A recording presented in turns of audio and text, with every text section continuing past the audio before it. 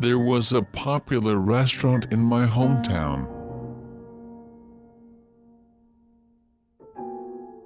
It was so famous and well established that everyone in the area had eaten there at least once.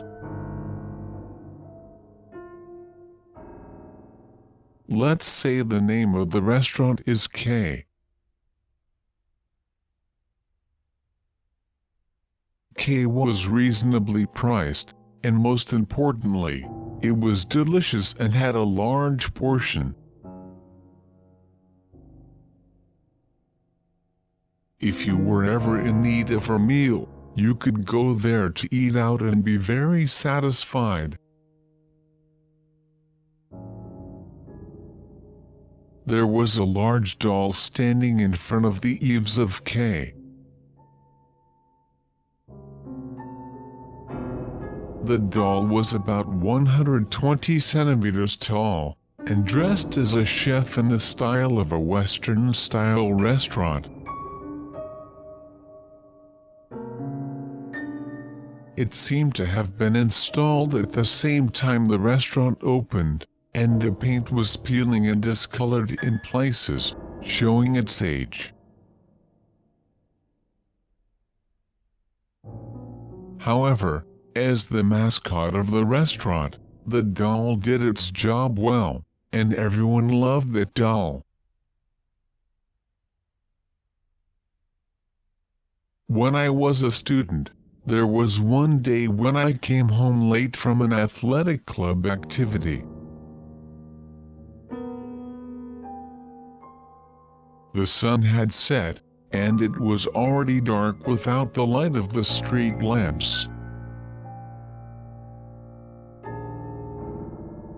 On my way home, there was that familiar restaurant K.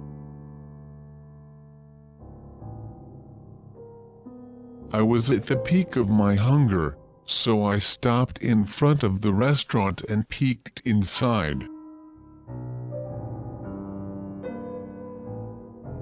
The sight of the customers enjoying their delicious-looking dishes made my stomach crumble just by looking at them. Damn, I'm starving. I muttered to myself as I looked at the doll. At that time, suddenly, the doll's eyes glanced up. Its arms also moved, as if it was about to move and come toward me. I was shocked and my heart jumped out of my chest, and I ran home with all my might, moaning inaudibly in terror. "What's wrong? You look so panicked." My parents were surprised to see me, and said so. But I was almost adult, so if I said that K's doll moved, everybody in my family would have laughed at me. So I just said, "No, it's nothing. By the way, what's for dinner?" I pretended calm, and let the situation pass. A few days later, our family decided to go to K for dinner. Of course I went there with an eagerness to check out the doll. When I arrived and before entering the restaurant, I stared at him. The doll was molded from resin and had no moving parts. Even the eyes were painted in colors to make them look that way, so there was no way for them to move. Even the arms were smooth and seamless, and it was impossible for them to move. It was just my mistake, I thought. Even after that, I looked at the doll many times, but only once did it move. I had no choice but to think that I was mistaken. Time passed, and I left my hometown to live a working life.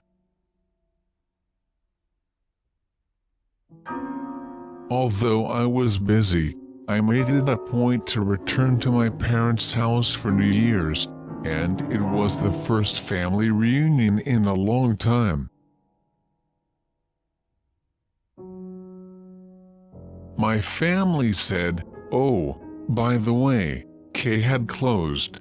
I heard the owner passed away."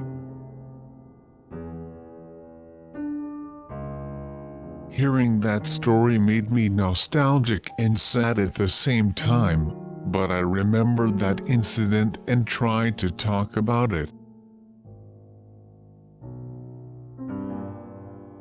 I remember seeing K's doll move once. At that time, I expected my family would just respond, "Oh no, you're kidding," or "How could that be?" And it would be the end of the conversation. But, for some reason, my father stopped withholding his chopsticks. Then he asked me, "Are you sure about that?" My father worked for a waste management company. They collected most of the local stuff, so naturally they got some of K's waste, including the doll. He said that an incident occurred when he was compressing them in a press machine as usual. Suddenly, they heard terrible screaming voice from the machine, so all turned pale. Someone got caught in the machine, so he hurriedly called a roll call to his employees. But they were all safe. The terrible screams were coming from the press machine, so they made an emergency stop and looked inside. Inside the machine, they found that doll, which had been completely smashed in with the waste and shattered. They said, "Is the doll who screamed?" "No way, how come a doll could make a scream?" No one could believe it, but everyone there admitted they heard the screams for sure. At that time, I thought, how could a doll scream? That's impossible, but after hearing your story, it somehow made sense. That's what my father said. It was an experience that made me realize that strange things really do exist.